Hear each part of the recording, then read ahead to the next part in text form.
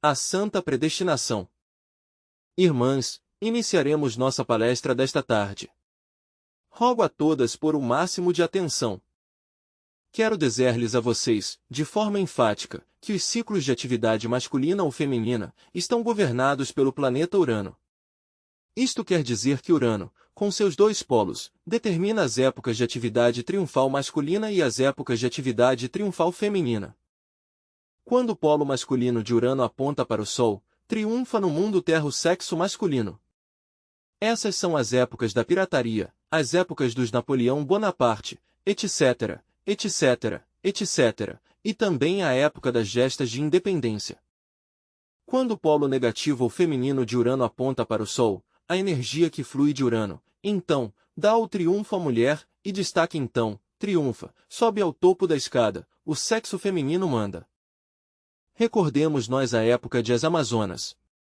Então, estas tiveram uma época de esplendor, levantarão-me por toda parte templos a deusa Lua, países soberanos governados pelo sexo feminino, etc.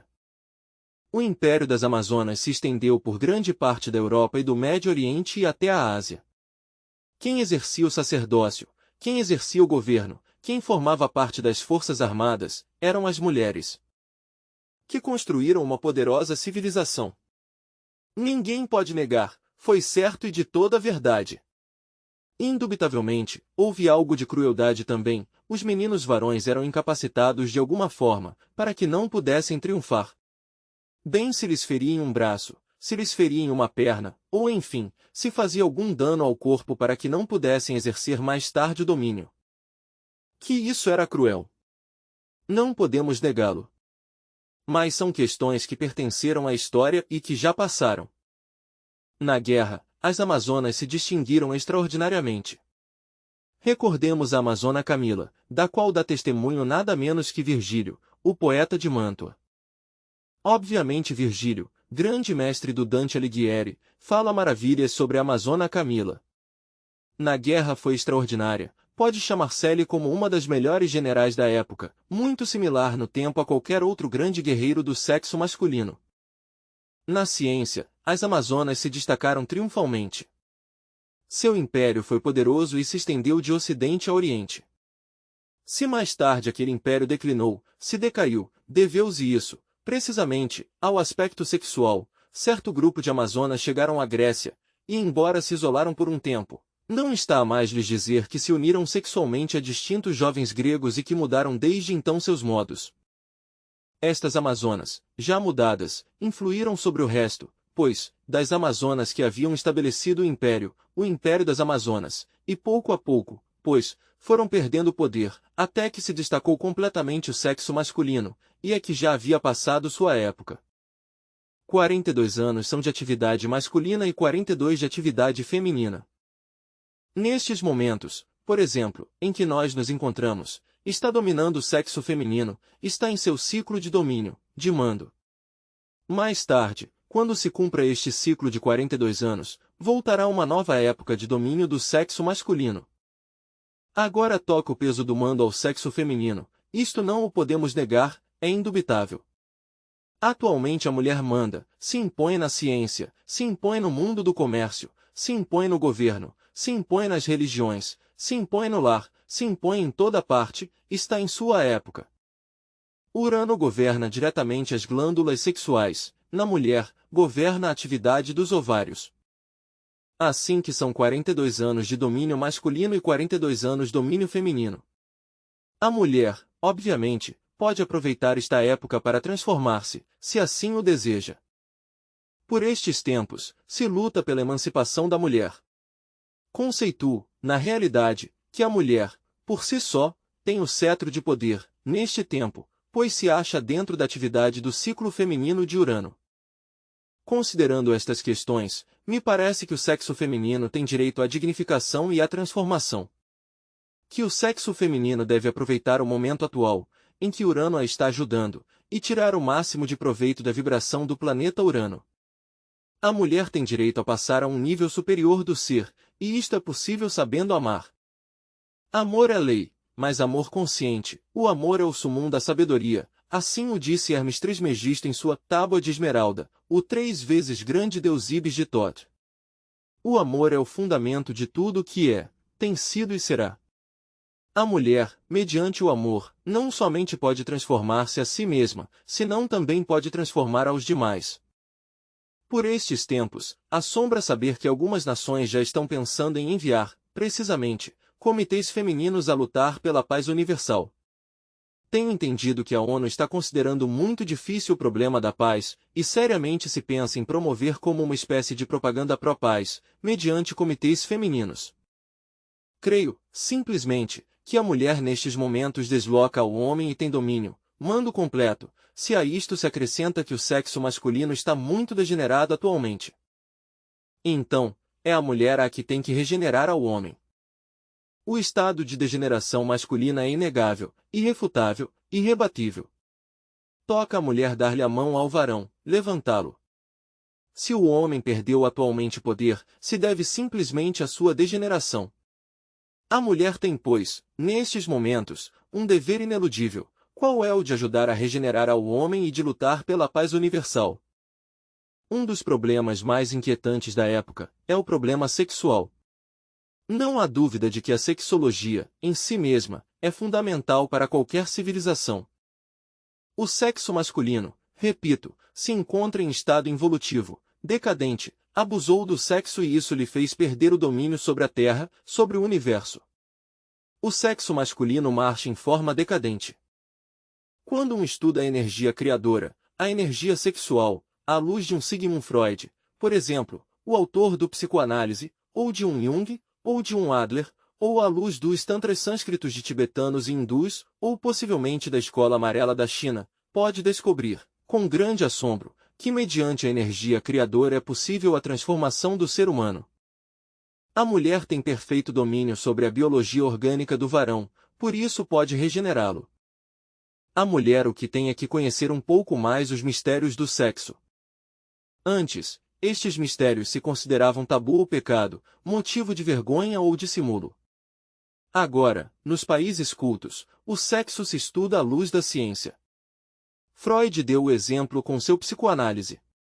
Adler, Jung e seus demais seguidores de Freud têm demonstrado ao mundo a realidade das teorias freudianas. Considero, pois, vital, tocar esse escabroso ponto, esse delicado assunto, relacionado com a sexologia transcendental, que é a única que pode transformar a mulher e ao mundo. Obviamente, a energia criadora flui em tudo que é, em tudo que tem sido, em tudo que será. A energia criadora permite às plantas reproduzir-se, mediante seus estiletes e pistilos, que vibram e palpitam no cálice da flor. A energia criadora permite às aves reproduzir-se, formar seus filhos. A energia criadora permite, a todas as espécies viventes do imenso mar, a reprodução sempre incessante. É uma energia como a eletricidade, como o magnetismo, como a força da gravidade, etc. Uma energia que nós devemos aprender a manipular sabiamente, é uma energia veloz, instantânea, mais rápida que a mente, muito mais rápida que as emoções, ou que qualquer outro movimento orgânico. Muitas vezes lhes terá sucedido a vocês, encontrar-se, por exemplo, com um varão, e logo, instantaneamente, sem saber porquê, instintivamente, vocês simpatizam ou antipatizam com tal homem, se ele pode servir de complemento para vocês, se poderia merecer sua simpatia. Mas se não é o complemento exato, de fato, de imediato, não desperta em vocês nenhum interesse. Nos assombra, é ver a rapidez com a qual uma mulher pode reconhecer a um homem e saber se este lhe pode servir como complemento em sua vida, ou não. É questão segundos, de milésimas de segundo, o que demonstra que o sentido sexual é demasiado rápido, mais veloz que a força da mente, ou que as atividades motrizes do organismo. Em segundos, uma mulher pode reconhecer se um varão pode ou não servir-lhe de complemento para a sua vida. Isto se deve a que a energia criadora flui e vai de um a outro, as ondas eletrosexuais são muito velozes. O centro sexual de uma mulher instintivamente capta a realidade de qualquer homem, e isso é óbvio. Na vida encontram coisas que assombram, muitas vezes, esta vez falo dos varões, estes, de pronto, ainda tendo esposa, não se sentem em plenitude, não se sentem íntegros, não se sentem com ela unitotais, pressentem que lhes falta algo. E costuma suceder, nestes casos, que em qualquer sala, ou templo, ou rua, encontre o marido, a tal ou qual mulher que lhe simpatiza de imediato. Inquestionavelmente, falha ao cometer adultério, mas, no fundo, o que sucede é que todas as partes de seu próprio ser necessitam complementação. Possivelmente, na nova mulher encontrem algo que antes não tinham, algo que lhes ajuda a complementar-se. Esses são mistérios que se relacionam com o sexo, e que bem vale a pena conhecer. A energia criadora está estabelecida em toda a máquina orgânica, e nosso corpo é uma máquina. Os ovários, na mulher, são por si sós prodigiosos, maravilhosos. Um par de cordões nervosos se dirigem sempre desde os ovários até o cérebro e se enroscam, esse par de cordões, na espinha dorsal, formando o santo oito, o caduceu de Mercúrio. Por esse par de finos cordões nervosos, que não são completamente físicos, pois em parte, poderíamos dizer, são tetradimensionais, ascende a energia sexual, propriamente dita, como força elétrica muito sutil até o cérebro. Esta força, por si só, chega ao organismo através de diversos processos. Originalmente advém do terceiro logos, do Mahashohan. Indubitavelmente, para falar esta vez em termos cristãos, poderia lhes dizer que tal energia é divinal e que o terceiro logos ou espírito é o que nós denominamos, em puro cristianismo, Espírito Santo. A força do Espírito Santo é prodigiosa em todo sentido. O universo inteiro não poderia existir sem essa força magnífica, as sementes não lograriam germinar, os animais sem essa força não se reproduziriam, as árvores não dariam seu fruto, o universo inteiro não poderia existir. Assim que a força do Espírito Santo, a energia prodigiosa do terceiro logos, é algo digno de ser analisado. Há escolas que se têm dedicado a tal análise. Existem essas escolas em todo o Oriente, e muito especialmente entre o budismo tântrico do Tibete. Aprender a manejar esse potencial eletrosexual é indispensável, quando em verdade se quer lograr uma transformação. Sem a energia criadora, não seria possível que um par de gametas, masculino, feminino, isto é, um óvulo e um espermatozoide, se integrassem para originar a concepção fetal. Bem sabemos nós o que é a função do menstruo no sexo feminino. Indubitavelmente, este último se provoca devido a que um óvulo maduro se desprende do ovário, a ferida que fica, pois, naquele lugar onde o óvulo se desprendeu, sangra, esse é o processo do menstruo. Indubitavelmente, nesse lugar onde sangra, existe também isso que em medicina se denomina corpo amarelo, e que a longo prazo serve para evitar uma sangria contínua. O interessante é ver como esse óvulo desce, pois, ao útero, e aguarda ali o momento de ser fecundado. Quando esse óvulo se encontra depositado em sua região correspondente, sente a mulher, na realidade de verdade e em forma, digamos, intensiva, o impulso sexual. Tal impulso tem uma mecânica relacionada com a economia da natureza. E é que o óvulo pede, clama, deseja um espermatozoide, para que exista uma criação a mais, necessária para os fins econômicos do planeta Terra. Nesse estado a ansiedade, por parte do sexo feminino pelo masculino, essa ansiedade não tem outra causa senão no óvulo, que deseja quanto antes a união com um espermatozoide. Observese algo muito interessante, de 6 ou 7 milhões de espermatozoides que se escapam durante a cópula, tão somente um afortunado espermatozoide logra chegar até o gameta feminino, perde a cauda, penetra completamente dentro do gameta e se inicia o processo da gestação. De tantos milhões de espermatozoides, só um logra penetrar no óvulo.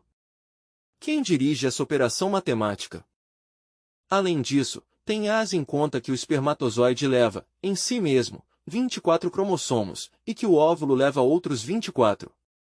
Então, eis aí 48 cromossomos formando a célula germinal, célula básica, fundamental, mediante a qual advém um novo organismo humano.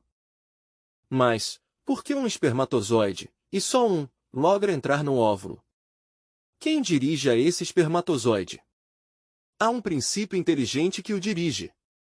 Qual será? Por que foi selecionado? Indubitavelmente, esse princípio inteligente não é outro que a energia criadora do terceiro logos, a energia sexual. Então, achamos na energia sexual inteligência, e isto resulta formidável. Assim se inicia o processo de gestação, de 9 meses. Obviamente, a mulher foi eleita para a santa predestinação, há de ser mãe. Ser mãe, na realidade de verdade, é um sacerdócio da natureza, um sacerdócio divino, inefável. Uma mãe merece inteira veneração de todos os seres que povoam o universo. Na doutrina secreta de Anahak, se rende culto às mulheres que morrem de parto. Inquestionavelmente, elas são verdadeiras mártires. Nos foi dito, pois, em Nahuatl, que elas vão, não ao Mictlán, como supõem alguns, senão ao Tlalocan, isto é, ao paraíso de Tlaloc. Embora vocês pensem que são doutrinas de nossos antepassados e que hoje em dia somos muito cristãos e não podemos já voltar atrás, a crua realidade dos fatos é que tal afirmação dos adeptos nahuas, ou zapotecas, ou toltecas, repousa sobre bases muito sérias. Com que direito nos atreveríamos nós, por exemplo, a refutar a doutrina de nossos antepassados astecas, se nós mesmos advimos deles? Ou é que cremos, acaso, que os espanhóis foram mais sábios que nossos antepassados de Anahak? E bem sabemos que não. Antes bem, eles vieram a destruir uma cultura, estiveram queimando na praça pública todos os códices antigos e privaram ao mundo de ricos tesouros esotéricos. Afortunadamente, uns quantos códices se salvaram. Isto tem permitido aos grandes historiadores mexicanos, aos grandes antropólogos, reconstruir parte da história antiga. O Tlalocan, o paraíso, é uma realidade. Dissese que das mulheres que morrem de parto, se afirmou em forma enfática nos tempos idos, ingressavam, pois, ao paraíso de Tlaloc. O mereciam, pois haviam dado sua vida à natureza, haviam morrido no cumprimento desse grande sacrifício. Qual é o de ser mães? Haviam cumprido com sua missão, a mulher nasceu para essa santa predestinação. Tão grande é a felicidade que sente a mãe que leva ao menino em seus braços, que o alimenta com seus peitos, que lhe brinda seu amor. Ela, nesse momento, está fazendo o papel que faz a grande mãe natura com todos seus filhos, é uma verdadeira sacerdotisa que merece todo respeito e grande veneração. É mediante essa energia criadora, que borbulha e palpita em toda a natureza, que flui pelas árvores, que se manifesta através dos órgãos criadores dos peixes e dos anfíbios, e dos quadrúpedes e das aves que voam através do espaço infinito, como nós podemos transformar-nos radicalmente. Se a mulher aprende a manejar essa prodigiosa energia, pode mudar do nível do ser, converter-se em algo distinto, em algo diferente. A mulher, antes de tudo, necessita conhecer os mistérios do sexo. Já passaram os tempos em que se considerava o sexo como um pecado, já passaram os tempos em que o sexo era tabu. É mediante essa energia criadora, mediante a energia criadora, só ela e só assim, poderá ela transformar-se e transformar o mundo. Nesta reunião, havemos de estudar a fundo e profundamente a questão relacionada, precisamente, com o problema sexual máximo da época. Não há dúvida que na cópula química ou metafísica, para falar em uma linguagem que não escandalize a nenhuma das irmãs, aqui presentes, está o segredo da transformação humana. Quando a mulher aprende a transmutar suas energias criadoras, de fato, inicia um processo de transformação íntima, que de fato a coloca em um nível superior do ser. Desgraçadamente, hoje por hoje, o homem não somente se degenerou, senão que também induziu processos degenerativos no sexo feminino, meteu a mulher pelo caminho da fornicação, e até da prostituição, motivos mais que suficientes como para que a mulher aprenda, hoje em dia, a cuidar-se do varão, motivos mais que suficientes como para que a mulher estude os mistérios do sexo. Pois assim, só assim, poderá, não somente ela transformar-se, senão transformar ao varão. A cópula química ou metafísica, inquestionavelmente está relacionada com a grande cópula universal. Bem sabemos que o eterno masculino faz fecundo ao eterno feminino para que surja a vida em todo o universo, isto é indubitável. Estes dois princípios pertencem ao divinal. Com justa razão, Simão o Mago dizia, existem dois vástagos de toda a seriedade, um vem de cima, de Urania, e é masculino, o outro ascende e é feminino. Na união destes dois vástagos, está a chave de todo o poder. Observem vocês o signo da Santa Cruz, dois paus cruzados. Um é vertical e representa o princípio masculino, o outro é horizontal e representa o sexo feminino.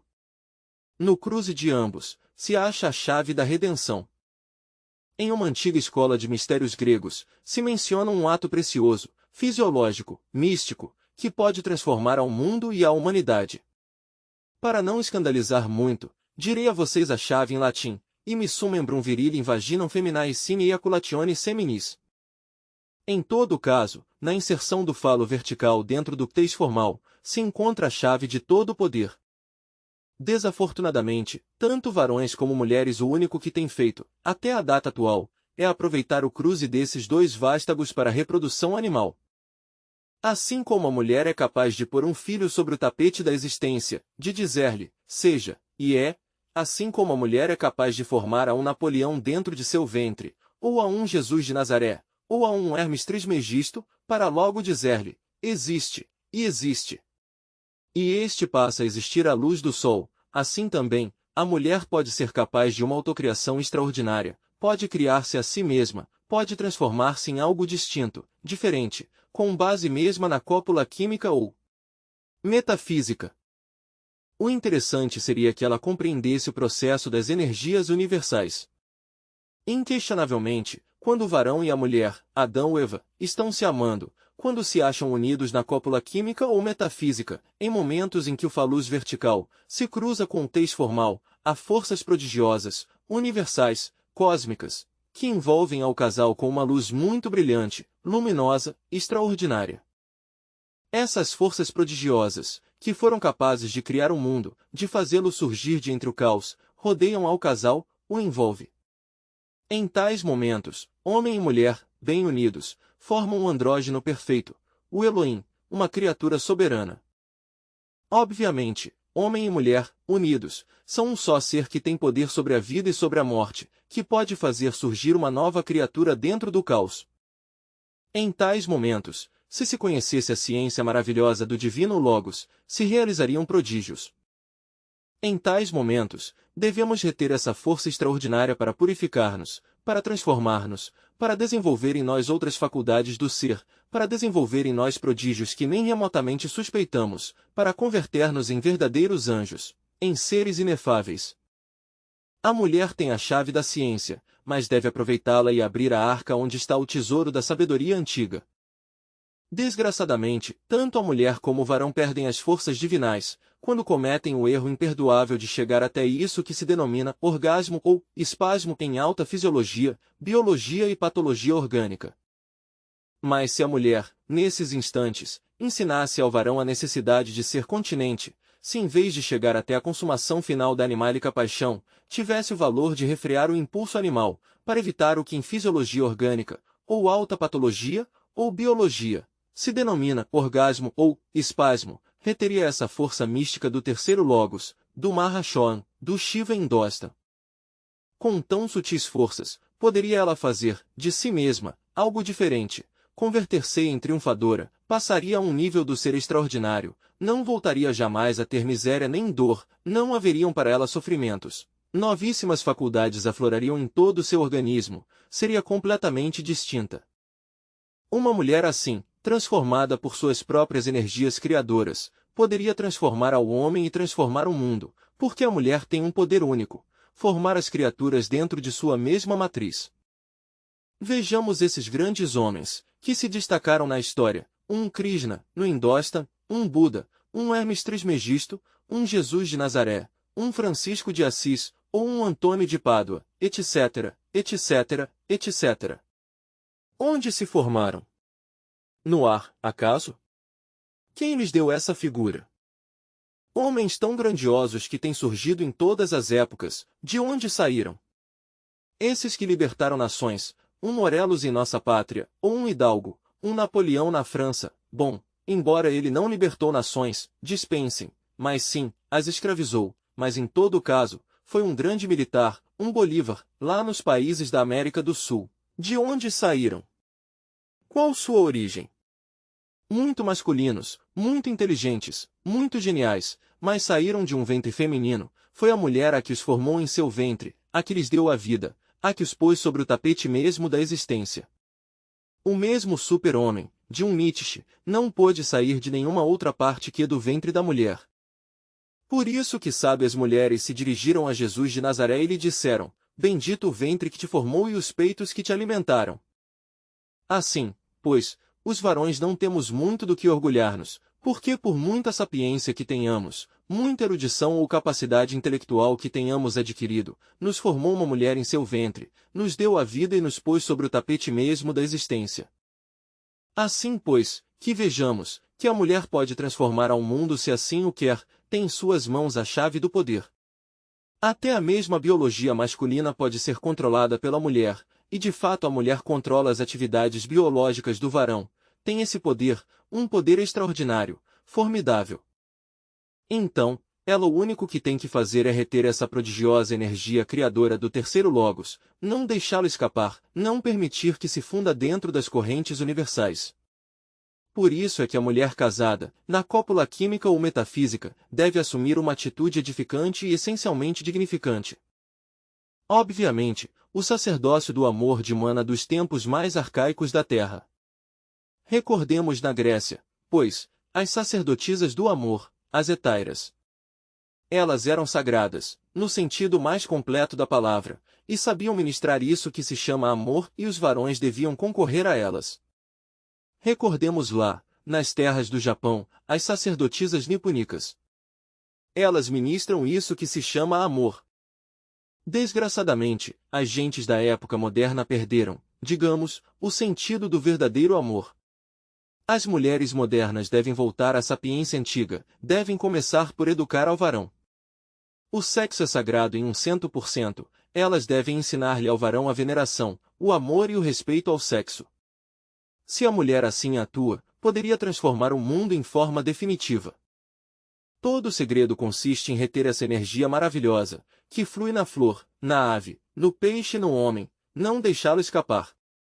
Repito, é possível isso se a mulher evitasse sempre chegar à consumação do ato, se ela aprendesse, desde um princípio, a evitar o espasmo ou o orgasmo fisiológico ou biológico, como se diz em medicina e em biologia, assim se transformaria, assim se purificaria, assim mesmo originaria nela sentidos novíssimos de percepção ultrassensorial, que lhe dariam acesso à dimensão desconhecida, assim começaria a mulher a adquirir uma nova inteligência, que lhe permitiria orientar a seus filhos sabiamente. Não devem esquecer vocês que a mulher deve ser também, além de mãe, educadora de seus próprios filhos. Ela está chamada a educar a seus filhos. Eu creio, penso, é meu conceito, de que a mãe está chamada a dar-lhe ao filho a primeira educação. De modo algum me pareceria correto que fosse o kinder o chamado a dar as primeiras noções de cultura à criatura que nasceu. Penso que a mãe, a chamada a isso, a acabar de formar ao fruto de suas entranhas.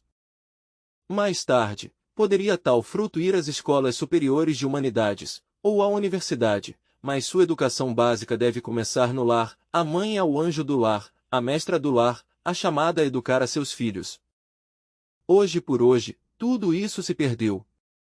Nos tempos antigos, na Atlântida e na Lemúria, as mães educavam a seus filhos dentro do lar e os formavam. Por estes tempos decadentes em que nos encontramos, devido à degeneração do varão, a mulher perdeu, hoje por hoje, muitas de suas formosas qualidades. O varão, que criou uma civilização falsa, uma vida mecanicista, absurda, também cometeu o crime de tirar a mulher do lar. Agora, a mulher, para poder sobreviver neste caos absurdo do século XX, não lhe restou mais remédio que deslocar ao homem nos escritórios, na indústria, no banco, no comércio, nas oficinas, na ciência, etc. Está tão degenerado o varão ultramoderno, que já não é capaz de sustentar nem seu mesmo lar, motivos mais que suficientes que obrigaram a mulher a ter que lançar-se à luta. Assim vemos, como nos Estados Unidos as mulheres estão nas oficinas de mecânica, nos postos de gasolina, na aviação, no exército, etc. Uma raça não degenerada, uma raça, digamos, progressiva, é diferente. Em uma raça progressiva, a mulher é o anjo do lar, a sacerdotisa de seus filhos, base fundamental sobre a qual repousava nos antigos tempos, não o patriarcado, senão o matriarcado. Agora deve voltar a mulher a seu lar. Isto não seria possível, e não é possível, enquanto não se regenere o varão, que já não é capaz de manter a mulher dentro de seu lar. Dia chegará, pois, em que nascerá no mundo uma nova civilização. Quando isso seja, a mulher será a sacerdotisa de seu lar outra vez, e o varão, regenerado, terá de ir ao campo, à montanha, a lavrar a terra com o suor de sua fronte, para dar de comer à sua mulher e a seus filhos, como mandam as sagradas escrituras. Hoje em dia, dá dor dizê-lo, mas é tão grande a degeneração, que muitas mulheres têm que trabalhar para sustentar a seu mesmíssimo marido. Vendo todas estas coisas, em tratando-se de assuntos tão importantes e de fina exposição, vejo a necessidade urgente e inaprazável de ensinar à mulher os mistérios do sexo. Antes que tudo, ela deve libertar-se, todavia, de muitas amarras absurdas, deve enfocar, pois, os estudos do sexo desde um novo ângulo, não seguir considerando, pois, a sexologia como tabu ou pecado, vergonha ou dissimulo, etc. Se a mulher tem que regenerar o varão, deve afrontar, diretamente, os mistérios do sexo, deve ensinar-lhe ao varão tais mistérios.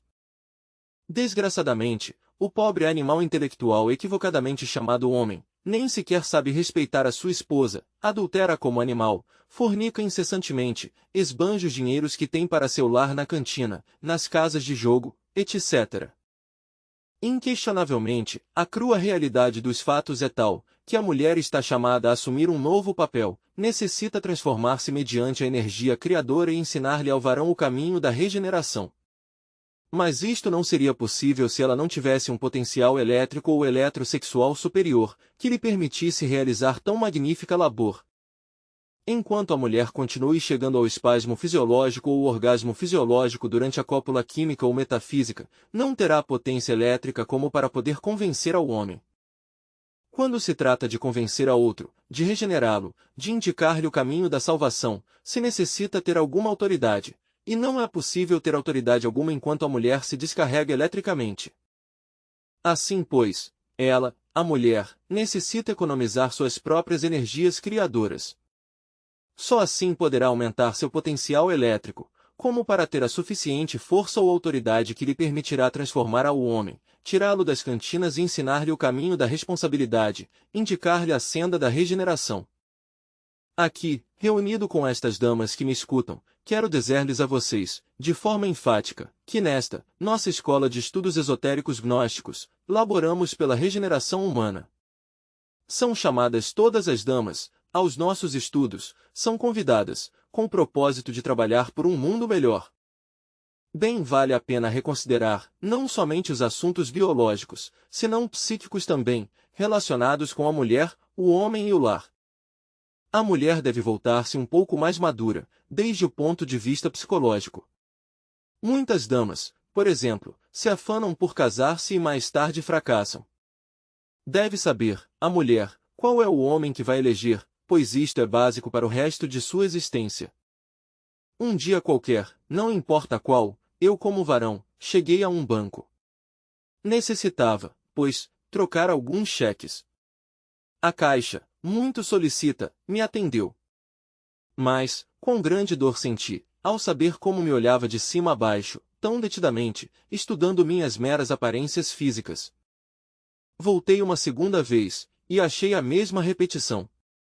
Uma terceira, e a mesma repetição e uma estranha coqueteria. Mas, o que olhava de mim? Acaso meus estados psicológicos, a parte anímica ou espiritual, ou que? Nada disso. Senão essa mera coqueteria física, tratar de ver as aparências de um rosto, ou de um corpo masculino, com o propósito de elegê-lo mais tarde como possível marido, ou pelo menos pretendente, é absurdo tudo isto em 100%. Não pode menos que sentir estranha dor. Não de mim, porque minha pessoa nada vale, senão daquela em questão e por muitas damas, por exemplo, que aspiram a ter marido, se preocupam por ver seu rosto, seu continente, o tamanho de um corpo, alto ou baixo, gordo ou magro, se ele é bem parecido, se é formoso, ou simplesmente se é feio ou horrível, mas nada, absolutamente nada lhes interessa a questão psicológica. Me parece que isso é tão absurdo como ver um móvel, se este é bonito ou feio, se serve para a cozinha ou para a sala. O matrimônio é o mais grande que há na vida.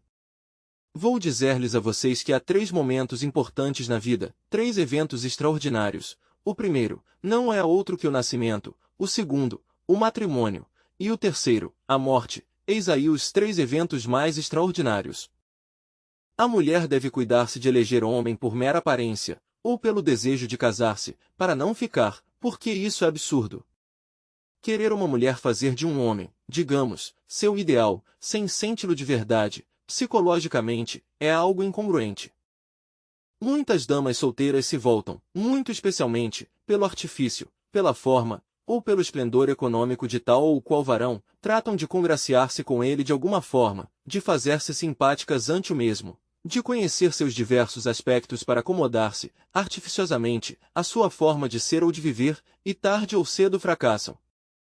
Esse não é o caminho da felicidade matrimonial. No verdadeiro amor, a espontaneidade absoluta, não existe artifício de nenhuma espécie. Reconhece a mulher, de imediato, ao ser criador, ali não se necessitam de palavras supérfluas, nem de lutar por acomodar-se à sua forma de pensar ou de sentir. No verdadeiro amor, a mulher sabe se o homem lhe pertence ou não, se ele é seu ou não. Porque quando uma mulher olha tal ou qual homem, quando pretende de alguma forma, obviamente, ela sabe se há algum traço nele que não concorde com sua naturalidade, com a personalidade dela, com sua psiquis, com seus processos psicológicos particulares. É claro que se uma mulher que ama um homem, nota nele algo que não lhe pertence a ela, algum traço característico estranho para ela, que de modo algum se acomoda a seu sentir, o tal varão não é dela. Uma união de tal classe vai ao fracasso.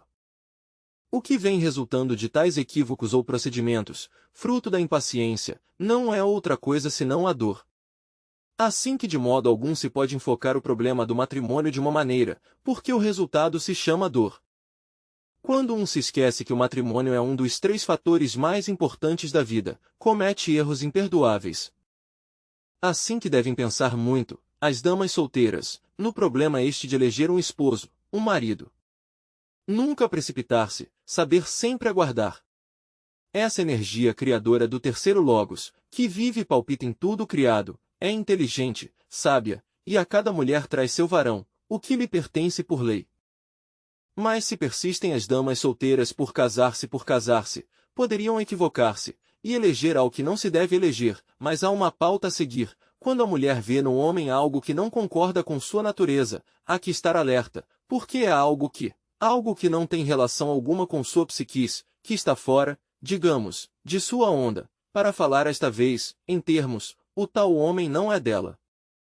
Assim que a força criadora do Mahashohan, essa que dá vida às criaturas entre o ventre, essa que faz surgir a vida de entre o caos, é o suficientemente potente e inteligente como para trazer à mulher seu complemento exato, o homem que realmente a ela pertence. Tudo por impaciência, tudo por não saber aguardar, tudo por deixar-se levar das